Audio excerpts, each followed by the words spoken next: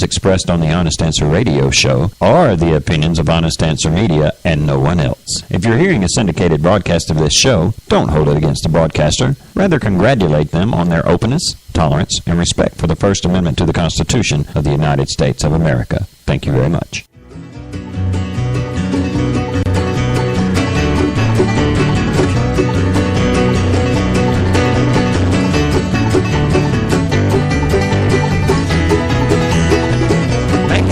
On the hill in the early day, constant chill deep inside. Shooting gun, on they run through the endless gray. On they fight for the right, yes, but who's to say? For a hill men would kill, why they do not know. Stiffened wounds test their pride. Men of five still alive through the raging blow. Gone insane from the pain that they surely know. For whom the bell tolls, time marches on. For whom the bell tolls.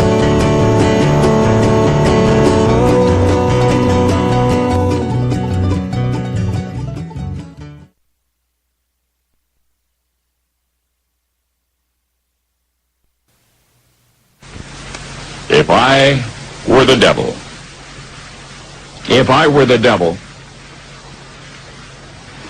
if I were the prince of darkness, I'd want to engulf the whole world in darkness, and I'd have a third of its real estate and 4/5 of its population, but I wouldn't be happy until I had seized the ripest apple on the tree, thee. So I'd set about, however necessary, to take over the United States. I'd subvert the churches first. I'd begin with a campaign of whispers. With the wisdom of a serpent, I would whisper to you as I whispered to Eve, do as you please. To the young, I would whisper that the Bible is a myth. I would convince them that man created God instead of the other way around. I would confide that what's bad is good and what's good is square. And the old I would teach to pray after me, Our Father, which art in Washington. And then I'd get organized. I'd educate authors in how to make lurid literature exciting so that anything else would appear dull and uninteresting. I'd threaten TV with dirtier movies and vice versa. I'd peddle narcotics to whom I could. I'd sell alcohol to ladies and gentlemen of distinction. I'd tranquilize the rest with pills. If I were the devil, I'd soon have families at war with themselves, churches at war with themselves, and nations at war with themselves, until each in its turn was consumed. And with promises of higher ratings, I'd have mesmerizing media fanning the flames. If I were the devil, I would encourage schools to refine young intellects, but neglect to discipline emotions. Just let those run wild. Until before you knew it, you'd have to have drug-sniffing dogs and metal detectors at every schoolhouse door. Within a decade, I'd have prisons overflowing. I'd have judges promoting pornography. Soon I could evict God from the courthouse, then from the schoolhouse, and then from the houses of Congress. And in his own churches, I would substitute psychology for religion and deify science. I would lure priests and pastors into misusing boys and girls and church money.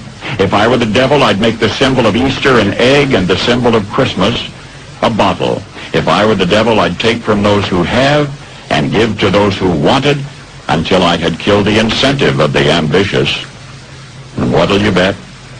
I couldn't get whole states to promote gambling as the way to get rich. I would caution against extremes in hard work, in patriotism, in moral conduct. I would convince the young that marriage is old-fashioned, that swinging is more fun, that what you see on TV is the way to be. And thus I could undress you in public, and I could lure you into bed with diseases for which there is no cure. In other words, if I were the devil, I'd just keep right on doing what he's doing. Paul Harvey. Good day. From 1965, Paul Harvey. What? Wait.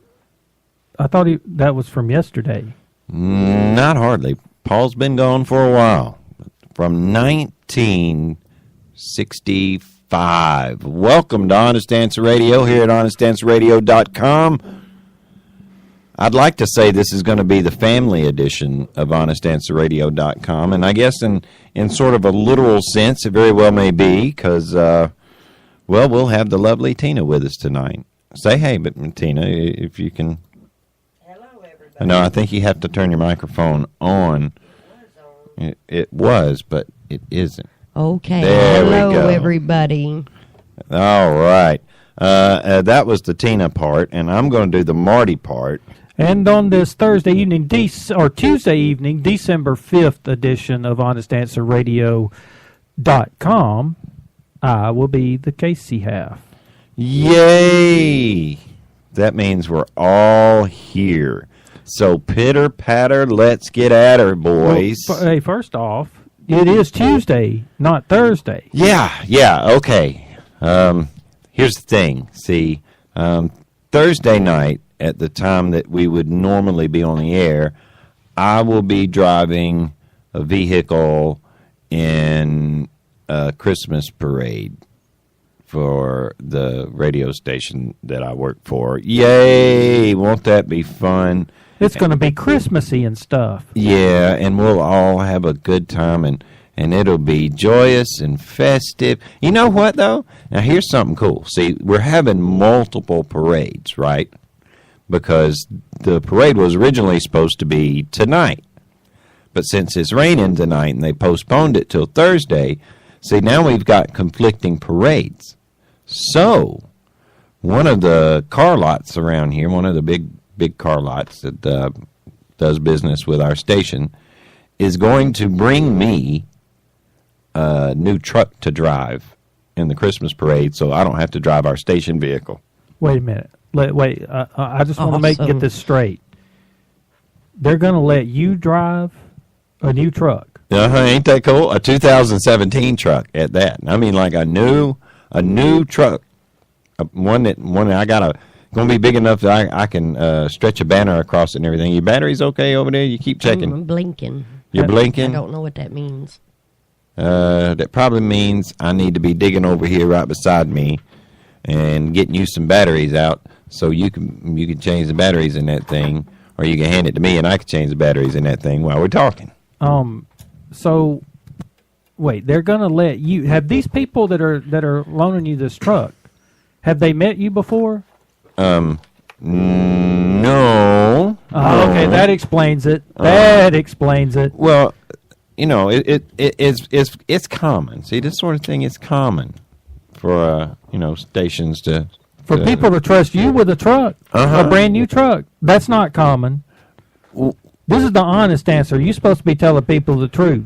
All right. Well, they don't know me. Look, I drive pretty good. I'm not that bad. I'm able to be on our radio station's insurance, and believe me, at that place, that's kind of an accomplishment, man. I mean, like we're down to just a couple of us that can even operate the station vehicle, and one of them's going to have it in another parade.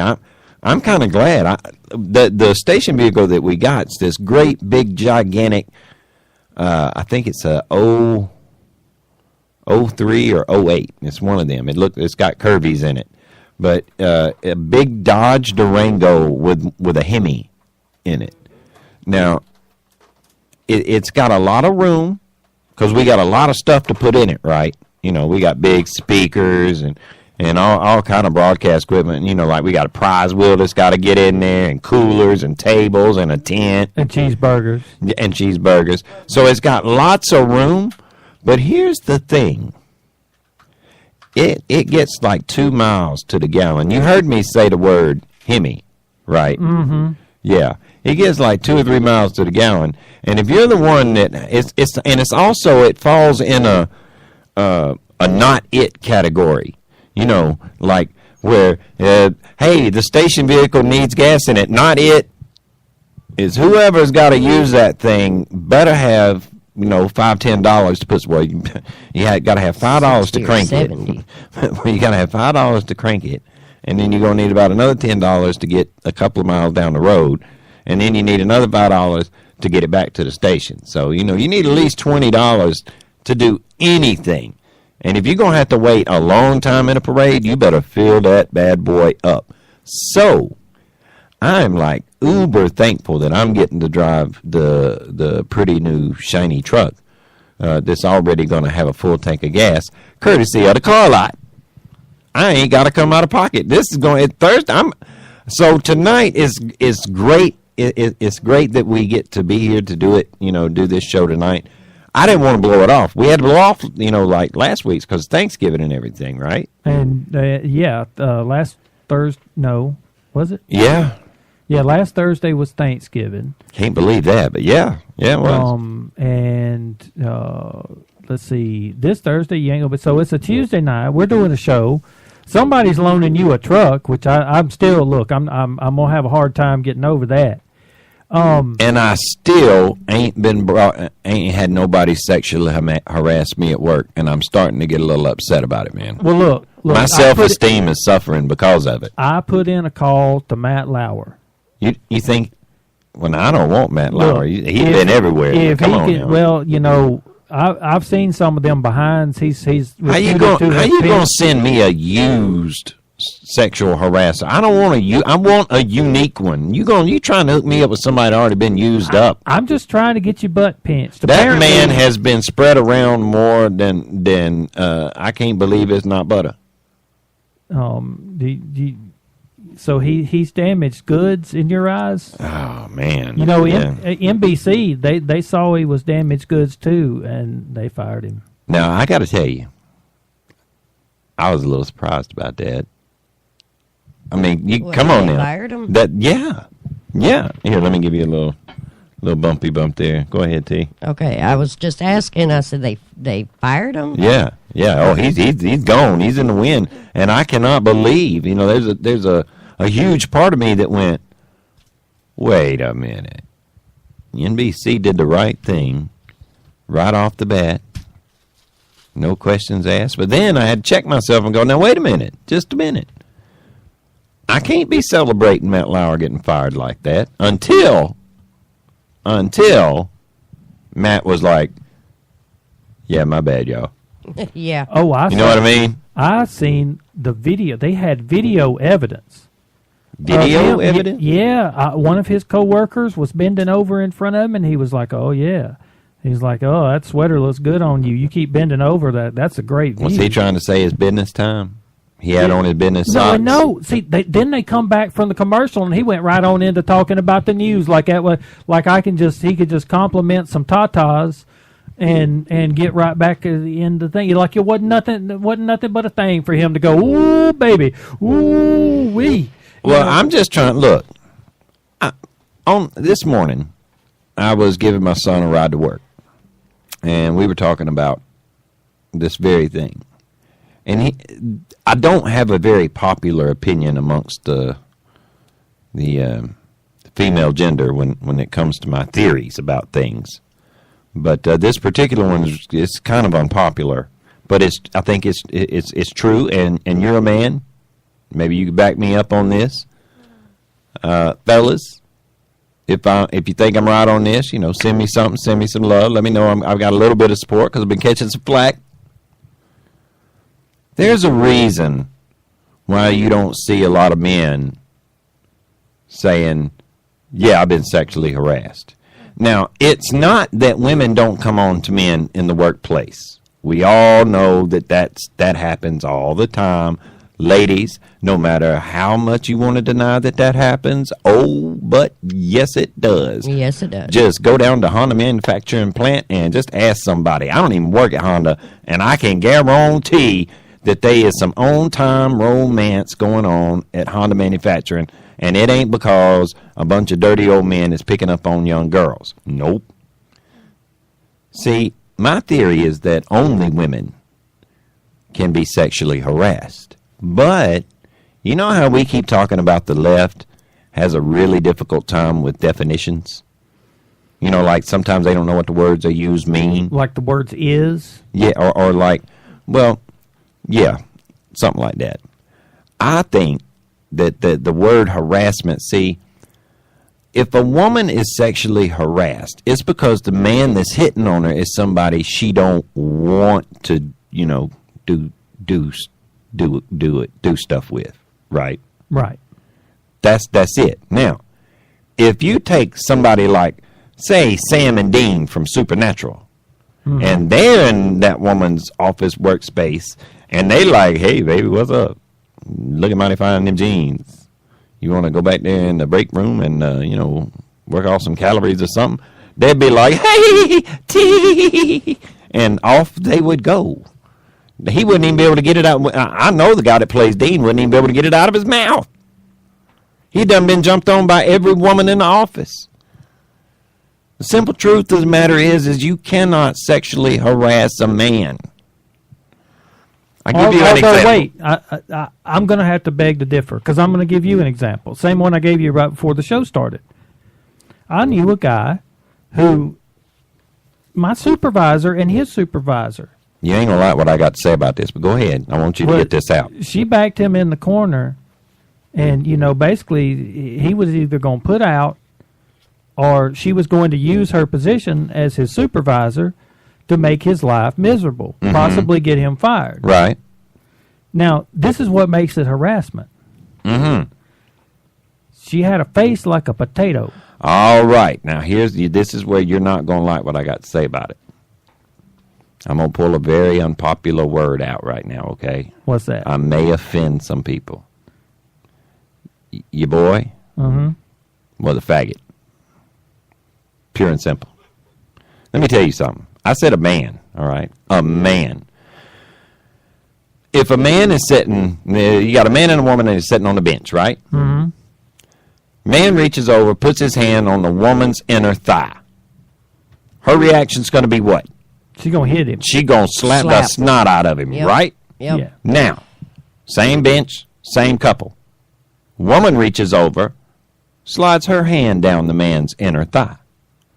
Man's reaction? Not slapping, I can tell you that. He going to smile. He going to open his legs up wider and say, come on in. Now, I know some of y'all listen, this is kind of some graphic talk, but we are grown folks here, and things are getting out of hand, so it's time for some real talk here.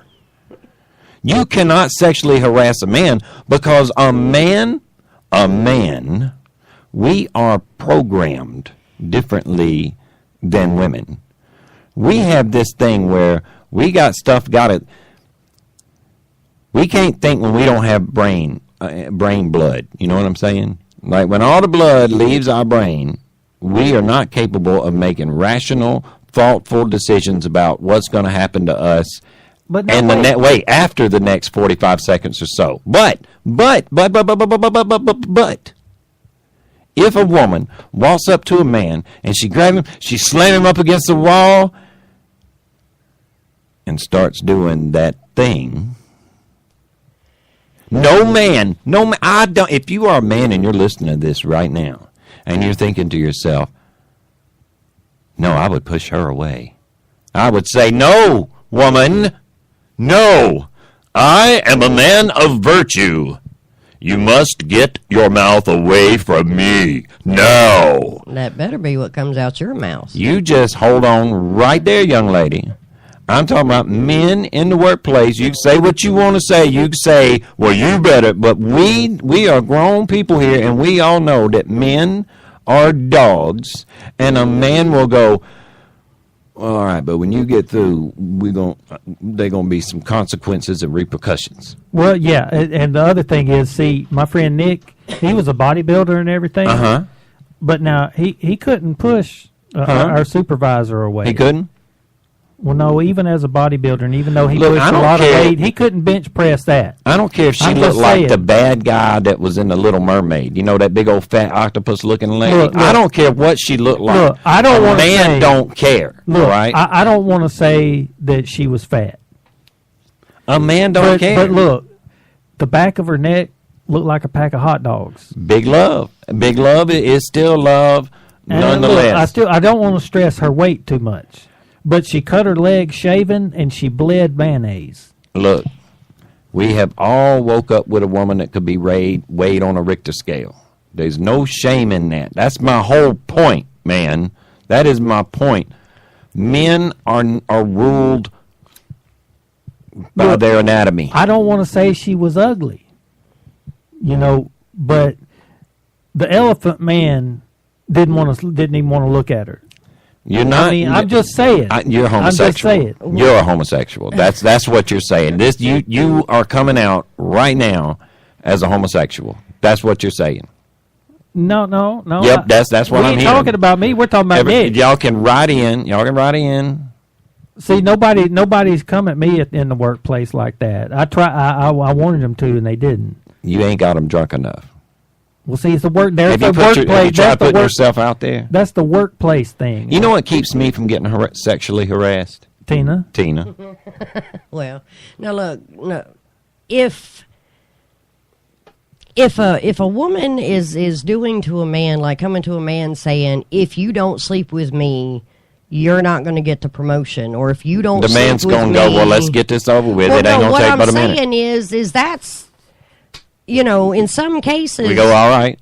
No. Yeah, they do. Look, They take go, a married all right. man that's happily married. He's at a job that he likes. He's up for a promotion, and his female boss says, you're going to sleep with me or you're not going to get the promotion. That's not sexual harassment. In some cases, it could probably be workplace violence.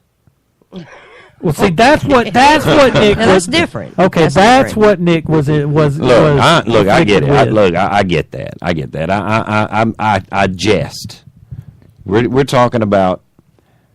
Look, most married men. I'm sorry, but most married men. You want me to be realistic here? I know what you want me to say about me. We all know what you want me to say about me. But I'm not talking about me. I'm talking about men. Real men. Men will sit there and take it. A man will not push a woman away. If a woman sets it in her mind that she is going to do something to a man, she is going to do it, and there's nothing the man can say or do about it because he's ruled by his anatomy. And I'm talking about men with testosterone and who ain't going to sit there and go, oh my, this is a moral quandary here. Those are not men. Those are homosexuals.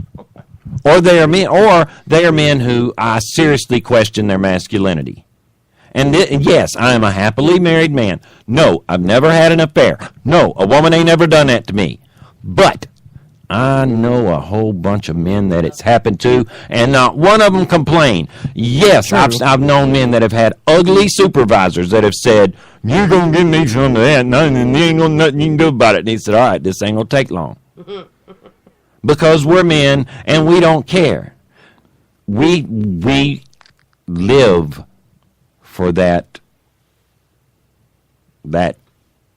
event. Even if it'll be the most joyous 37 and a half seconds of our lives. Well, now look, this is where we differ. I agree with you that the men don't talk and they don't say anything. 25 seconds then. They're going to say they're not going to talk about it. But now, on my friend's side, the whole reason that he didn't talk about it was because, I mean, he would have had to tell somebody that he had sex with that woman. Well, see, that's the other thing. See, women, and then they would all the men. He would have been the instant mark of pity. Object of pity of all men, because we'd be like going, "Oh, you when we were growing up, if we wanted to sleep with a woman more than once, what we had, right? I said if. The trick to that was keeping your mouth shut. Yep, because women did not back then. That was the rule. You just didn't talk about it. You didn't talk about what they did with you, and you didn't talk about what you did with them. Right? That's true. Nowadays, it's completely reversed. It is a reverse situation, ladies. If you ever want to have sex again, some of y'all need to shut up. If you're wanting to have sex with a man, like a real flesh and blood one, not one named Bob, y'all need to hush. Because it's getting to a point. I was looking on the Drudge Report. Sheryl Sandberg, ain't that her name? Mm-hmm. Facebook lady, number 2 under Zuckerberg. She wrote an op-ed piece about her worry that there's going to be a quote-unquote backlash against women because of all the hashtag Me Too business. What do you mean gonna be? Look, Well, see, that's my point. I'll tell Bingo. you this right now. Every man in the workplace right now is sitting there saying, I will never be alone with one of my female coworkers ever again. If she calls me into her office to look over her shoulder and see the work she's doing, I'm going to leave the door open. I'm going to get somebody else to go into the room with me. And 16 witness, right? To be a witness that I didn't touch her, that I didn't make any kind of off-color remarks, et cetera, et cetera. So, ladies, all that after-work stuff that kind of helps build a team, you guys are off the team. They're off the team. Because your male coworkers are going to be really, really, really hesitant to be alone with you or to be in any kind of situation with you where it's going to be a he said, she said. Because with all these people running around saying women ought to be believed, no matter what it does to the man, no matter what the cost to his career, his social life, his family, Yep. no matter the cost. Tucker Carlson had 2 people on last week arguing that point right there, that very point, that it doesn't, that they are to be believed, period. One woman even said that if a man's career and life are ruined, that is a microscopic piece of the bigger picture, and that's just, it's like collateral damage. She said that she could live with that. That if that's what it takes to get women believed, what about the accuser of the whole Duke lacrosse team? Mm-hmm. What about Tawana Brawley? I mean, there's 2 situations right there that come up without even having to think about rape hoaxes. Mm-hmm. Okay? So don't tell me that it doesn't happen. I was watching a video on YouTube, and it was an old Nightline piece about a young lady down in Florida who wanted to get her ex-boyfriend arrested for domestic violence, for beating her. So she had a friend of hers beat the hell out of her, a guy friend. Beat the hell out of her. Then she called 911, blamed old dude. Unfortunately for old girl, unbeknownst to her, ex-boyfriend at the time had an airtight alibi out of state. Uh-oh. Uh-huh. I mean, wow. Old girl ended up having to go before the judge herself and try to explain the situation. Not only did she get her ass beat, but she also got time in jail. She had to do I think she had to do a year and a day just for filing that false report. I mean, look, that is a very damaging thing. I know people who, personally, I know people who, we know someone who was set up for child pornography, set up like a bowling pin, man, and had to go to prison. Well, we also know... And we know, we know he was set up. We know another good friend of ours who had to go spend time in prison because his ex-wife wanted to get him trouble. And even the word of his P.O., yep, who said, no, he was actually with me when she says he was doing that, didn't have any effect. He went to prison. Yep. There's a trend going on YouTube. I think we've talked about it before. Men going their own way. MGTOW. Look it up. MGTOW. I love that page. Now, here's the funny thing. All these years, I always thought that that the word for me was confirmed bachelor. Well, that's one of them. So on this show, folks, on this Tuesday evening show, it's a special show for a lot of reasons because I have to come out of the closet. I knew it. I've been telling Mama for like 40 years. I've been like, Mama. No, I ain't ready to come out about that yet. Oh. My bad. I am a man going his own way. Have been for years. Just didn't want to come out and say it. But I have been going my own way for years, mainly because, well, maybe if the last 10 girls I dated hadn't all been candidates for the loony bin, things might be different. Well, I was going to entitle the show tonight, I'd rather have cancer than feminism. And I say that as a former cancer patient, by the way, for anybody listening. You can take chemo and radiation for cancer. Exactly. The cancer, you can cure that, but you can't fix stupid, okay? And the reason I didn't put that out there in the Facebook tease was because I'm trying to be I'm trying to be a nice guy, and I know people that have recently had someone pass away from cancer, and, I didn't want to, like, gouge them with it. But the truth of the matter is, given a choice between feminism or another bout of chemo, bring on the chemo. Well, before the show started, you gave me a pretty good synopsis of first wave feminism, second wave feminism, third wave feminism. So why don't you share that with the world? All right. First wave. My issue, let me say, first off, my issue with feminism, okay, it's not that I'm so much an anti-feminist, all right? I'm anti-third wave feminist. And when I say that to people, they go, what are you talking about? First wave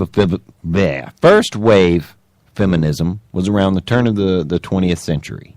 About 1920. Well, a little bit. It started a little bit, between 1900 and 1920. It started pretty early. And it was the women's suffrage movement. They wanted the right to vote. Hey, man, I'm down with that. Get out there, get to vote, girls. Come on. I'm okay. First wave feminist, I'm on board. I'm one of you guys. All right, I'm marching. Second wave.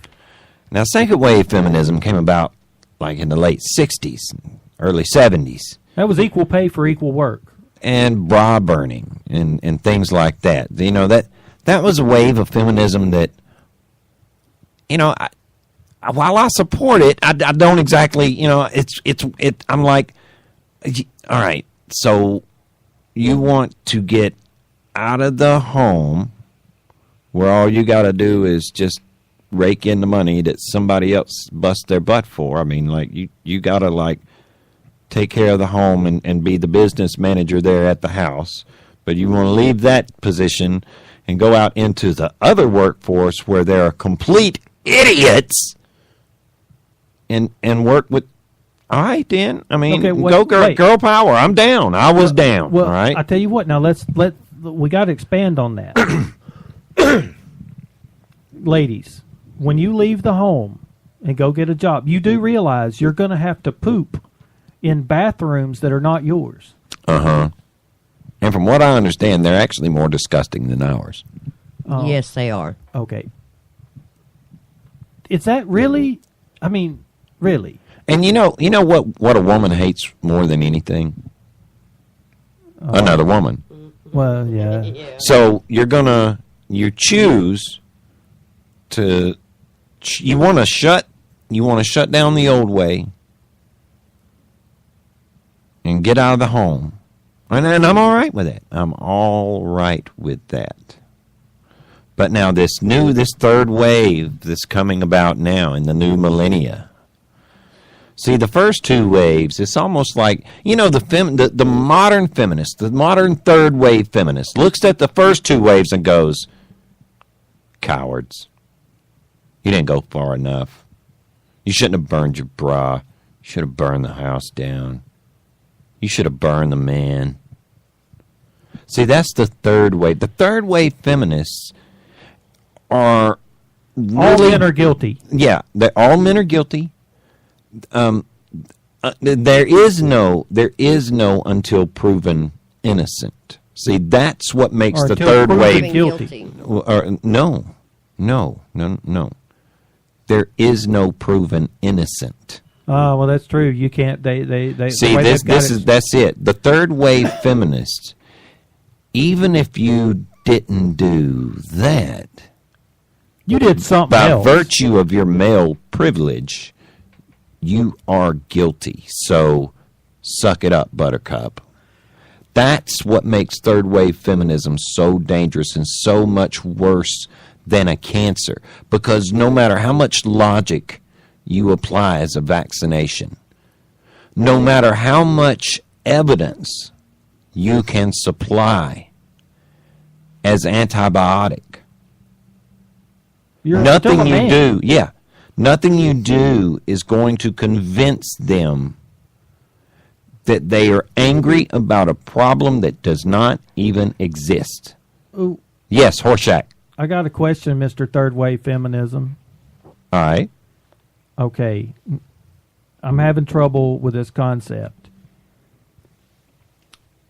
Gender is a social construct that's taught by third wave feminism and just yes. modern culture. Gender Yes. is a... How can you actually be a man? Hey, man, do you want to hear an example of third wave feminism? You I might, managed you to might get- need to lay it on us. Look, I managed to pull one single solitary piece of audio in all the chaos that was this afternoon. It's 1 minute and 12 seconds long, and I'm going to have to give a language disclaimer. Like I said earlier, we're all adults here.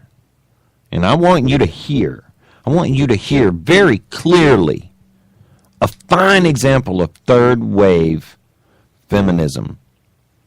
This woman's name is Chanty Banks. No, it ain't. Binks. No, it Chanty Binks. No. Yes. No. Yes. No. She is a Canadian young lady. She has flaming red hair. She is known on the internet as Big Red.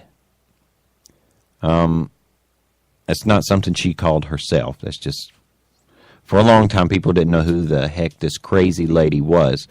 Her claim, she became like known when she went viral.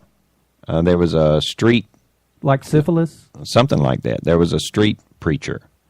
There was a standing on the street corner during gay pride parades, right, or a gay pride parade, and he wasn't like, he was just, come to Jesus, that sort of thing, right?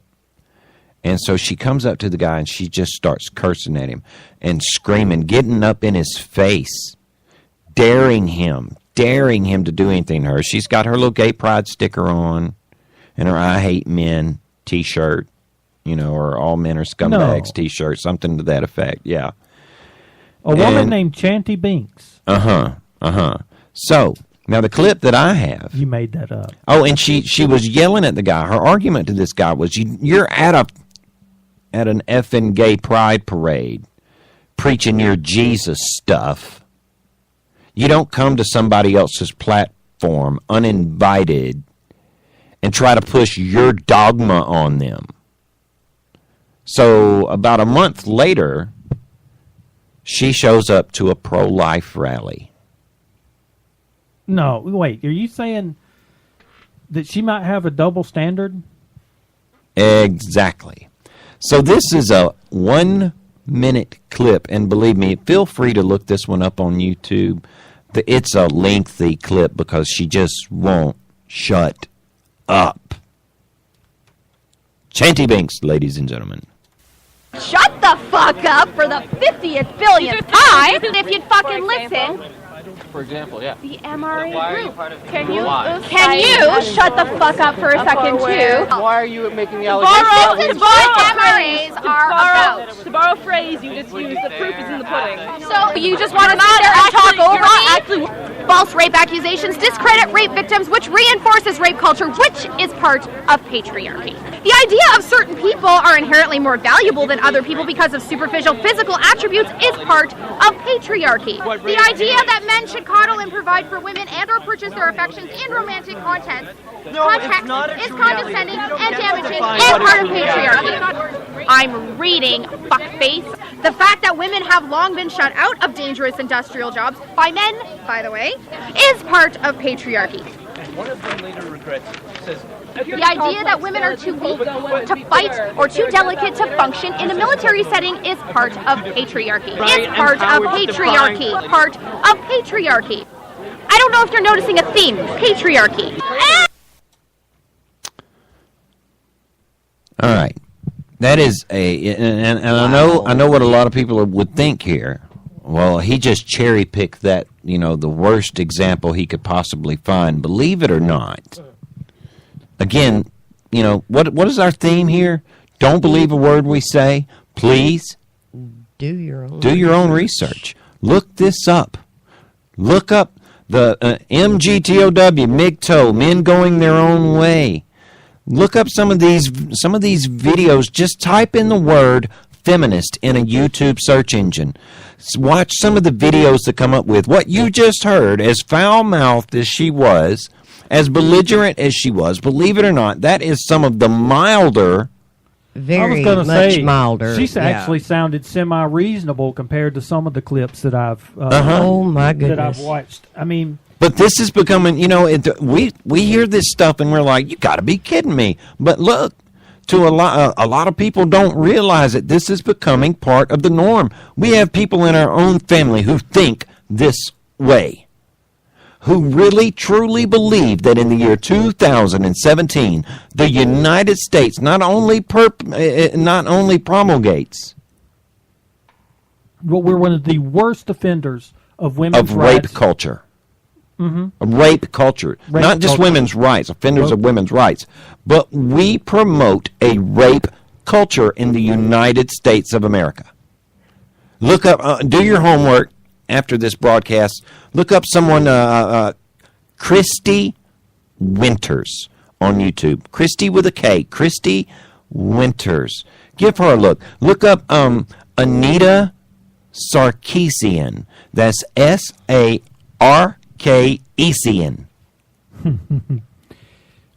Look up some of these women. Casey can back me up. He's heard these women speak. Anytime you hear somebody using the word problematic, oh God, you're talking to a feminist. You're talking to a third-wave feminist, because to them, everything in our culture is problematic. Even the facts of gender, even the fact that there are two biological genders is problematic. And we should probably fix that. And there's only one way to fix that. Look, and that is for men in high positions to step down from those positions and hand them over to a woman, to one of their female colleagues.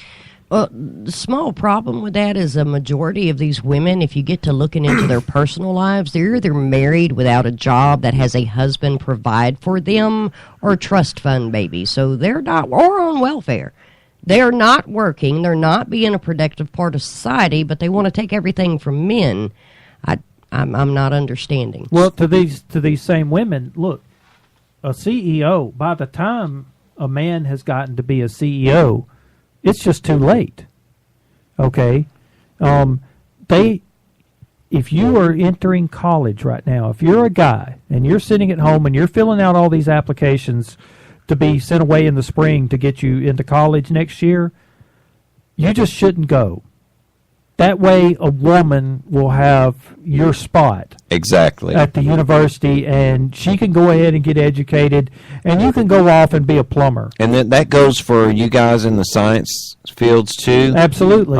Especially there's you guys. A huge disparity in the difference between or the amount of men in the science industry versus women. There's not enough women in that field. The best thing that you can do right now, men, Stop going into science. You're clogging it up.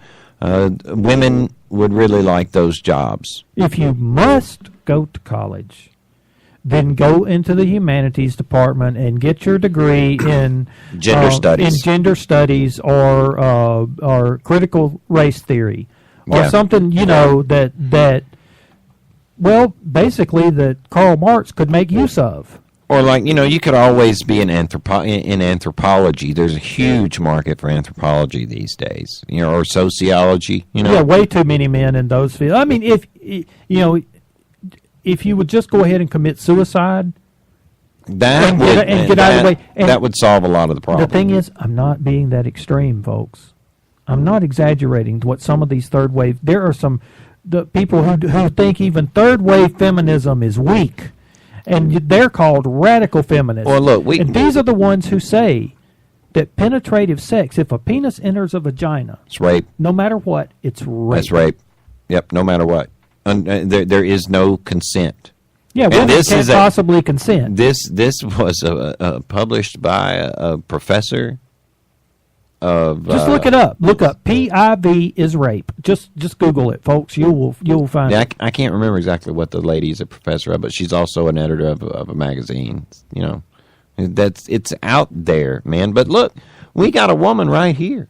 I know we forget that sometimes because it's Tina. Well, I mean, I know about you. You're I'd be interested in knowing. Look, are we off the mark? Are we just mansplaining everything, or are we that off base? What? See, here's my thing: is I don't understand third wave feminist or radical feminist. Here's the thing, ladies. Gender traitor. Yeah, whatever. If you are a strong, independent woman that can take care of herself, you're usually at work and don't have time for mess like this. A lot of the problem out here, a lot of these people keeping on like Big Red here with the patriarchy. Oh, Lord have mercy.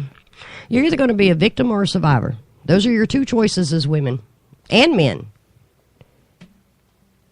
I don't know. I don't understand. I mean, like we were talking about family members earlier that think like this. What's the last productive thing they did? No.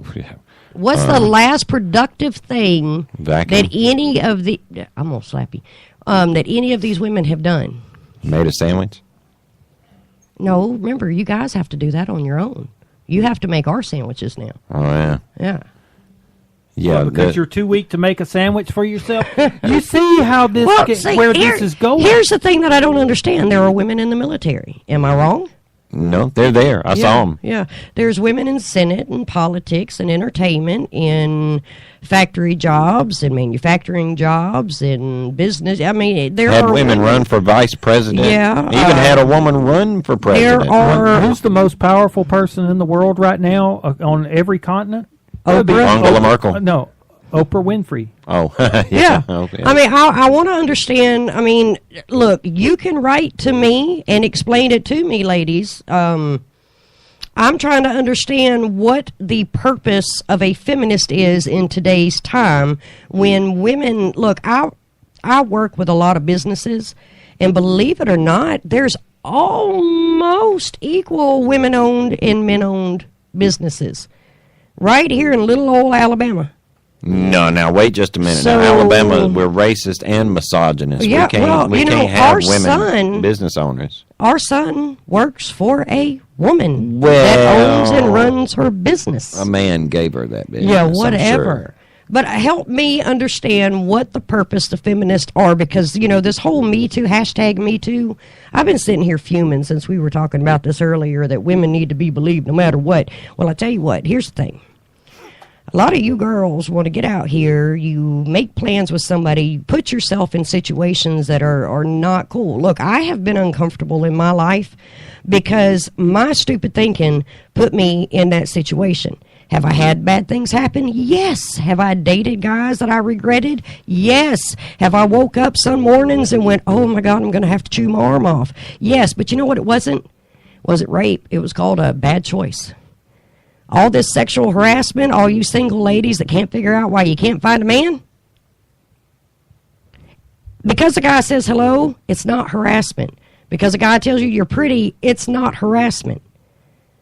Y'all are going to have to just write me and explain. It's Tina at honestanswerradio.com. Here's what I don't get. I'm sorry, I'm so mad. I'm flustered. Back in the day, remember I was talking about if a man reach over, put his hand on a woman's thigh, she'd start swinging, no questions asked, right? It was expected. Well, If a man does that to you, what are you going to do? Oh, I'm going to knock his teeth out. Right. Now, that's what I'm having a hard time with. What? A lot of these accusers of and just pick a guy, all right? Just pick one of the men out there.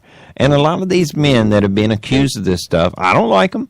I don't like Matt Lauer, all right? Nope. I don't like John Conyers. I cannot stand Al Franken. But I got to say, why didn't y'all punch him in the face? Right? I mean, if what they did to you was so bad, what you were scared you were going to lose your job, so you swallowed your dignity and you took somebody groping your tit. So you wait 30 years and then you tell on him. 30 years ago he touched my tit and now I can't, my life is in ruins. And even though, because I didn't say anything, I went on to make millions and millions of dollars, still my life is ruined because he touched my tit. Or I watched him do a crank yanker there in a potted plant. Oh, I'm scarred for life. I mean, this is what I'm having a hard time with the feminists saying we've got to believe these women. You know what? I have no trouble believing a lot of these women. I have no trouble. What I have trouble with is I'm going, did he say unless you know, X, Y is going to happen? Did he? No? All right. Or did he? Yes? Okay. Next question. Did you tell anybody? No. Why not? Did the guy own the company? No, he was my supervisor. Uh-huh. Did he have a supervisor? Well, yeah. Why didn't you tell them? Why don't you tell somebody? If what these men are doing, if this harassment is such a horrible thing to women, if it is such a burden to women, then why do you wait 30 years to do anything about it? Why do you wait 10 years to do anything about it? Why do you wait 10 minutes to do something about it? They are jumping all over Pamela Anderson right now because she is saying, and it's common sense, all these actresses coming out saying Harvey Weinstein did this and did that. Pamela Anderson made a good point. If you're in Hollywood and his name comes up, you know what's going to happen. Yup. So if you go to a man's hotel room at 2 o'clock in the morning and he's wearing a robe when he opens the door, what do you think's going to happen?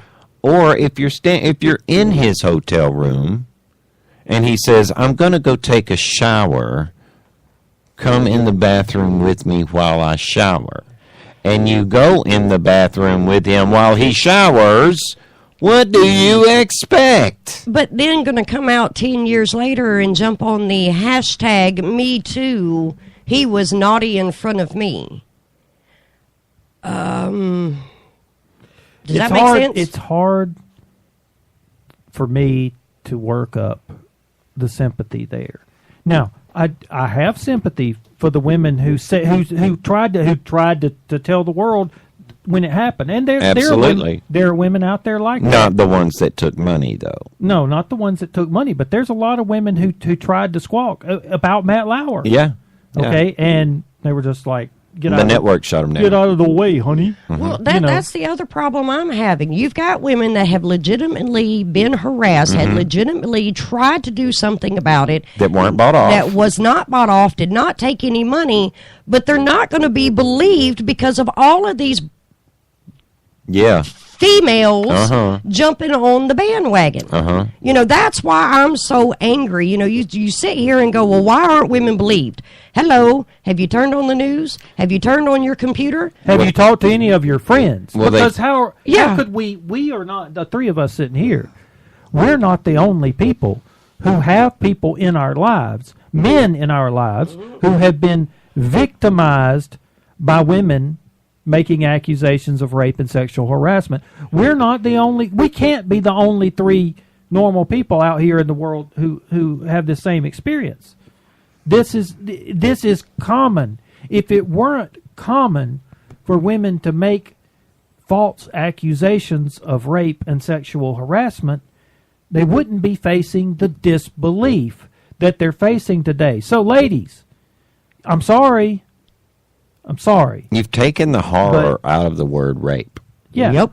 I mean, rape, if you were to ask, just pick anybody on the street at random, 10 people on the street, and ask each of those 10 people, what would be the worst thing that you could think of, you know, to happen to you, that could happen to you personally? A lot out of that 10, at least 7 I would probably say the word rape, to be raped, especially if it was women. You know, to be raped, that's like one of the scariest things that could possibly happen to a woman. Yes, if you was to ask me that question, I'd say it'd be dinner with Michelle Obama, but I'm not a chick. Yeah, well, right. Yeah. Well, not publicly anyway. I mean, and there's all kinds of levels of rape, I'm just saying. But they've taken the horror out of that word to the point that, like I've said it before, it is going the way of racists or sexist.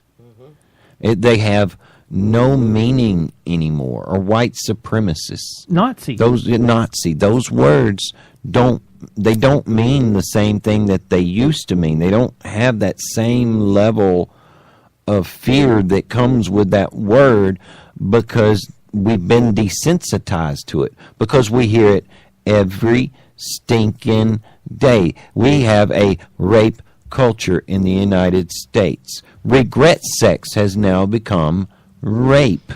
Yeah. We've had people accuse the president. I mean, they'll use the word like he's raping the Constitution or he's raping the democracy.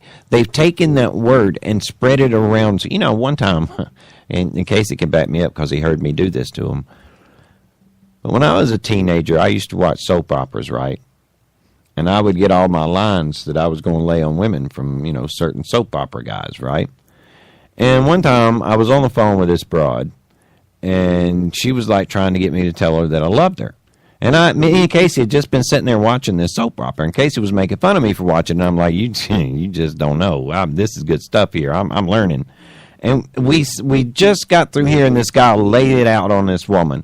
So I just picked up his soap opera line, and I said, you know, I'd say that to you, but I've said that word so many times that it just don't mean anything to me anymore. And what we have is so much bigger than that word love, and that's what you women are doing to us now with the word rape. You've used it so much that it no longer means the same. The horror is gone because you've misused it, and more importantly, you've allowed it to be misused. And here's another thing. If a man is raped by another man or another woman, you have now diluted it to the point where that's just nothing. I mean, most of the women, if you start talking about the number of men who are raped, they don't want to talk about that. No, they don't want to talk about it. They don't want to talk to you anymore because that's right. You're talking. You're just blowing smoke. If you take into account prison populations, the numbers are about even. About even, yeah. And look, don't discount the prison population. What happens in there? A lot of the people, the victims of that in prison, they're not necessarily in there for anything violent themselves. They weren't rapists. It's not something that they deserve just based on them being in prison. No one No one, under any circumstance, deserves to be raped, ever, period. What about altar boys? Right? I mean, Guess I don't have any. That don't really. I mean, that don't count because it happens to they're future men, Casey. Exactly. So when feminism becomes about equal rights again, Yeah, about a true equality. And then- not revenge. yeah, you might get me to get on board with it. But when it comes down to, and in a lot of cases, it ain't even revenge. It's women trying to get theirs first. Yeah. Well, to sort of tie it all up, I played that Paul Harvey clip at the beginning for a reason. Take everything that we've been talking about tonight. Go back to the beginning. If I were the devil. That was 1965. And if you take 1965 and place it next to 2017, The landscape looks identical. But the realities, it's like two alternate dimensions.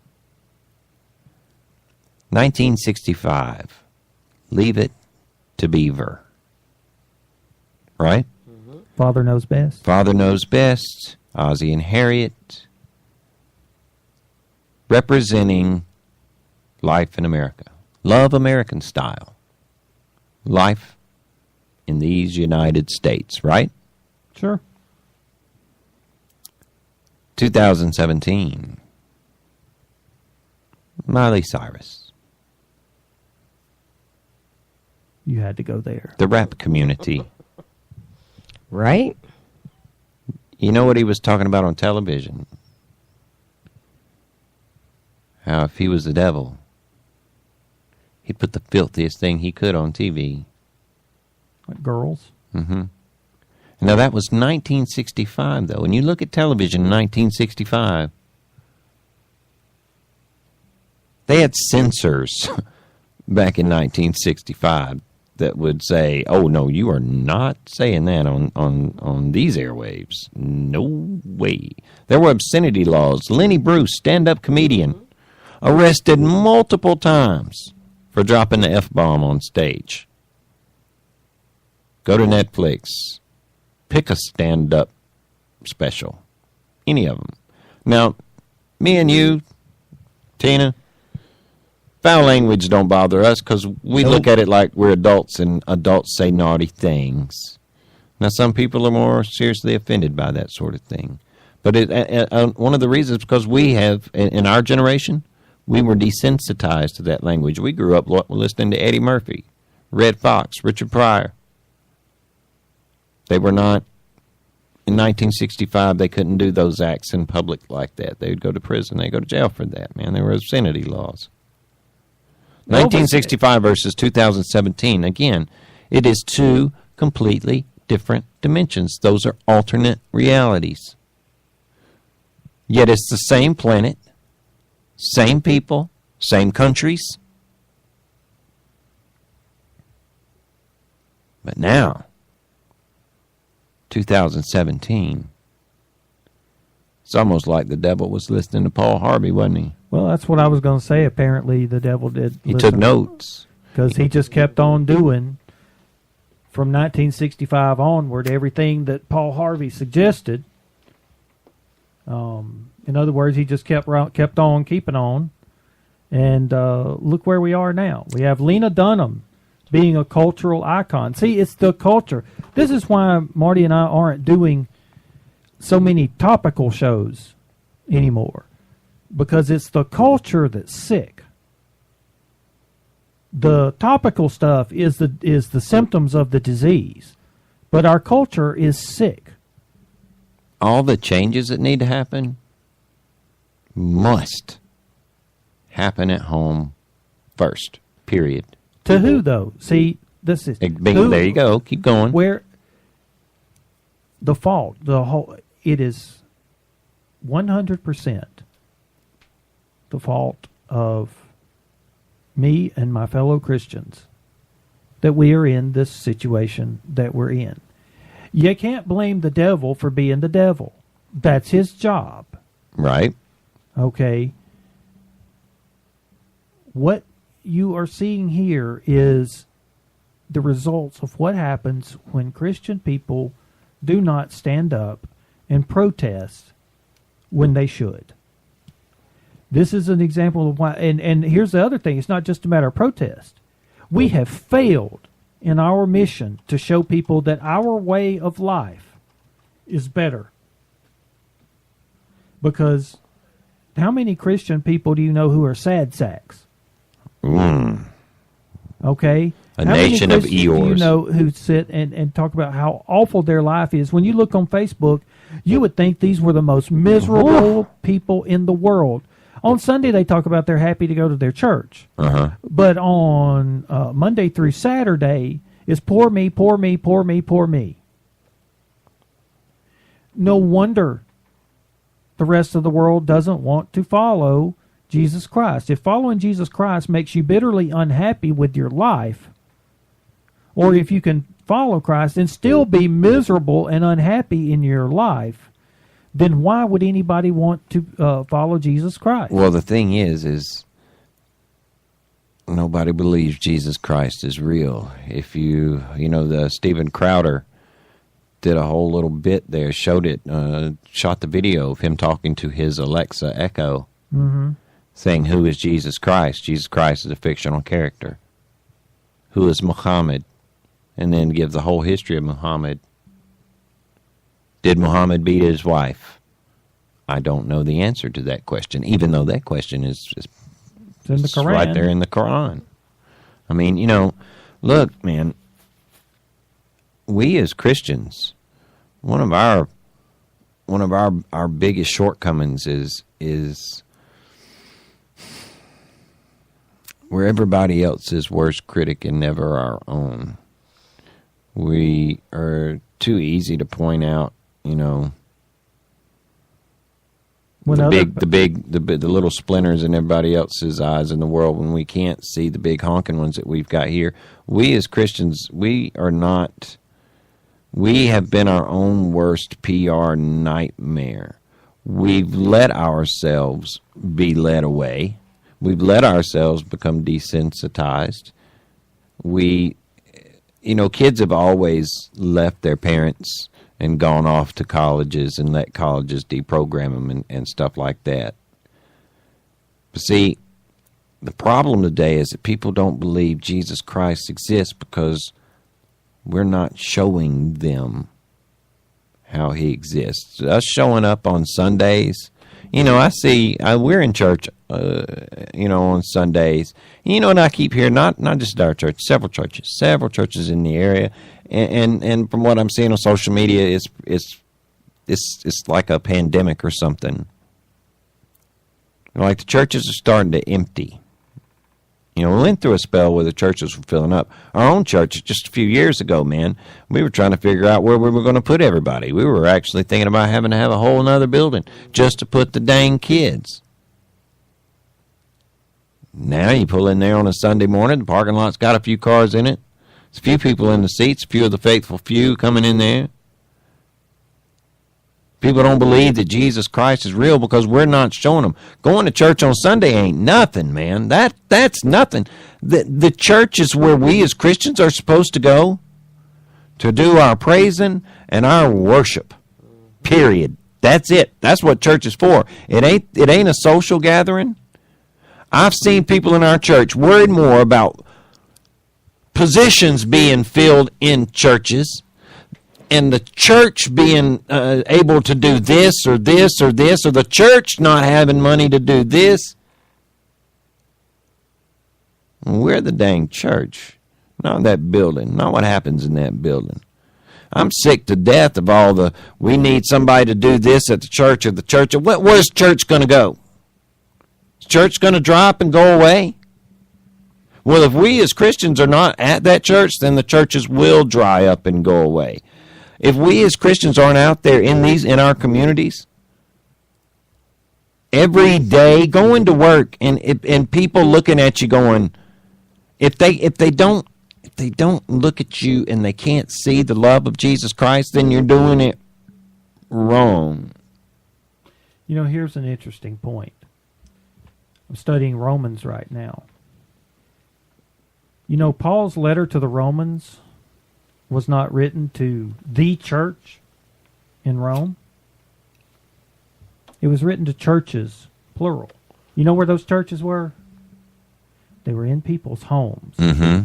He names, like, at the end of, I think he names about like 28 people, individuals that he was writing to, because they had formed churches in their homes, and the faithful were meeting there. Now, we may be talking about 5 or 6 or a dozen people at a time, but the church in Rome, the churches in Rome, were known throughout the civilized world for their faithfulness. Mm-hmm. Just read Romans. Read the first chapter. You will see what they're known for. All right. Their love for each other was what called to other people. It's what lit up the place. It's what set the world on fire. Now, where are we now? Where are we now? We're at the end of the rainbow. We went a little bit over tonight. Not bad. A little bit. Well, then, folks, we won't see you Thursday night. No. Because Marty's going to be driving a loaner truck in a parade, and we hope he don't wreck. It's not a loaner truck, okay? It is a donor truck. A promotional vehicle. Yes, a promotional vehicle. Thank you. It's not a loaner. That sounds so tawdry and cheap. And I'm going to be giggling at home because it's probably going to be cold Thursday night. Now, hopefully, Marty, it's a truck that actually has a heater in it. You see, that's the other good thing. The person driving the station vehicle, it's a lot bigger and harder to heat up. There's a lot more space in there for the heat to have to circulate around before it starts getting back to the people in the front seat. In the cab of a pickup truck, you can heat it up. That's right. Quick. So right there at it. So and Tina gonna be there with me, so we might be fogging the windows up. You never know. Oh no, you're gonna leave people with that image in their mind. Merry Christmas. About you two making out and. I know, right? Well, all them kids, they gonna be going, ooh, old people, ooh. Yeah. Marty and Tina, traumatizing kids since 1999. That's right. All right, y'all. We're going to get out of here. We'll see y'all next week. Appreciate y'all that tuned in. Yeah, it'll be Thursday, right? Next Thursday. All right. We'll see y'all then. Later, guys. Good night, y'all. And you still can hear me singing to people who don't listen to the things that I am saying. Praying someone's gonna hear. And I guess I'll die explaining how the things that they complain about are things they could change, hoping someone's gonna care. I was born a lonely singer, and I'm bound to die the same. But I've gotta feed the hunger in my soul. And if I never have a nickel, I will never die ashamed, 'cause I don't believe that no one wants to know.